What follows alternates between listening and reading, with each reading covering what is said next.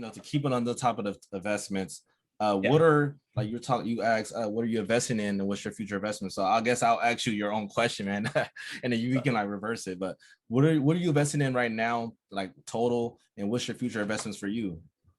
So right now, what I'm just invested in is just pretty much stocks. So I got Robinhood. So that's the simplest one I have is Robinhood because Okay.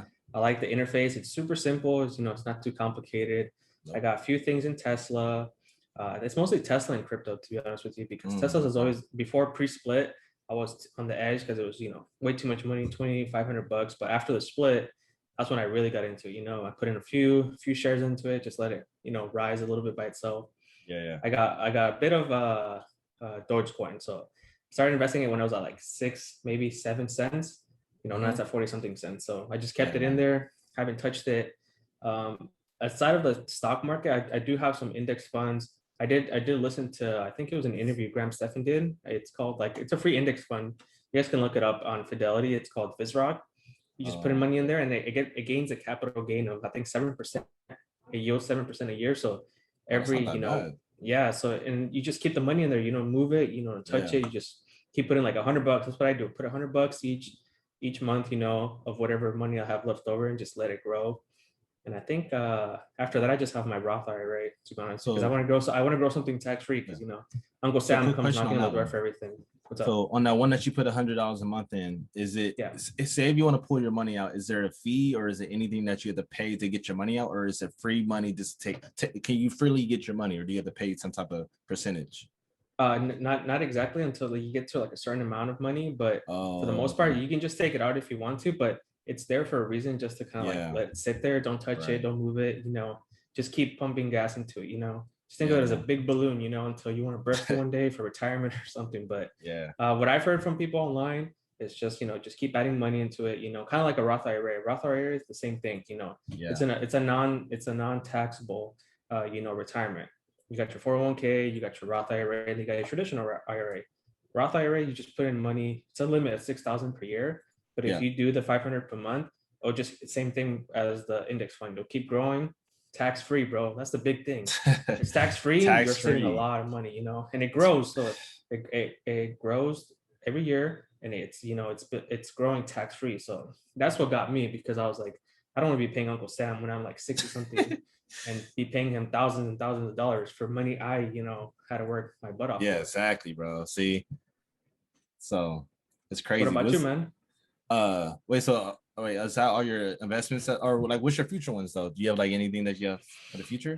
My future ones, because I do have a small business, so I might be able to do a simple IRA and put some money in there. Oh, see, that's smart. I still gotta like pull more streams of income, and stuff like that. But as far as right now, I think that just sticks to that. So just the stock market, obviously my biggest wealth is my my income right now. So just making sure that stays consistent, making sure I have enough money, besides bills. Now I live with my girlfriend now, so rent, that's a big one. Man. Gotta be careful with that. That's what I was telling Jay. You always gotta make sure you got that money prepared. Like he was saying, turn all the investments to assets, because later in life, it can pay off if you're actually smart with your money. Yeah, man. Because I know you were talking about the before, and I was also getting back into like what is my my investments and all that.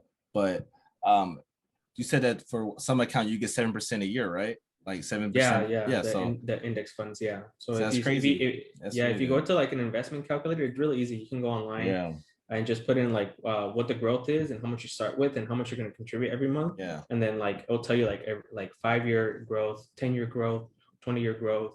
Okay. And there's a lot of investments you can go out there. Obviously people have life insurance too. So it can replace your income for in the future. But that's like way in the future. So yeah, man. Little stuff like that. But you just gotta think about it now, because if you don't, you just keep pulling it back. Like, oh, I'll do it later. No, you won't do it later. Yeah, man. You're never gonna do it. You gotta do it now, man. Like with this podcast too, like people always talk about, oh, I want to start a podcast. I want to start this. I want to start this. You keep saying I want to, man. You're not gonna ever do it. So you just gotta start like literally right here and there. Start off your phone. Start off whatever you gotta start off with, man. And just get into it, bro. Yeah, man. But for me, my investments, man. So I got money into the stock market. I got money into the crypto market. So I, I'm dabbling between those two. Usually when I trade, because I'm usually doing options trading on the stock market. So like with stocks, so any profits I get, I always buy long-term stocks. So I'm a fan of single stocks, but not as much. I usually buy into ETF stocks. So I'm a fan into into indexes and all that, but I'm more of a fan of the ETFs because ETFs trade just like stocks. And nice. It's kind of similar as an index, but it's tradable like a stock. So nice. My main ones is QQQ and SPY. So those are my main two. The SPY follows the SP 500, and then QQQ follows the NASDAQ 100. So yeah, the NASDAQ, yeah. So those both bring in good growth. The percentages depending, because right now we're in Corona, so it's the stock market averagely goes up like maybe like 8 to 10% a year. That's the average. So those are my main two. I'm also into Tesla, and I got Apple stocks. I got AMC stocks. I got maybe 100 shares of AMC shares. But for savings wise, I don't use savings account anymore, man. I was a big fan of savings accounts maybe a year or two ago. So like, don't get me wrong, I have my emergency funds in my savings account just because I need that money right here, right now. But anything that's beyond that, but anything beyond that, man, I was looking around recently and I found this crypto. It's this cryptocurrency, man. And this I can actually show you guys right here. But basically what it does is you put your money in this and it builds interest on it. Like, so Albert, like I think right now it's at 6% APY, and crypto right now is hot. So my mindset with it is crypto's hot, crypto's going to be going up in the future. This right here is 6% a year, like period. You're gonna always, it's always gonna keep pumping out crypto, because I'll just basically have to show you guys because it's kind of hard to explain. They were giving you like 2-3%, then after COVID happened, everything, they're giving you like 0.5. So being able to get 6%, man, that do you guys see this right here? Do you see this right here? On the bottom right here. So right here is 6% APY. And basically the lifetime rewards is how many coins is getting made. So as we're speaking right now, this is basically generating this cryptocurrency. This crypto is currently trading at $1.36. So I kind of advise people to like look into that. Do I have all my money into this? No, like I said, I got a lot of my savings. I have my emergency fund on the side, but anything excess aside of that I want to grow over time, this is a big one. And then obviously the stock market, man.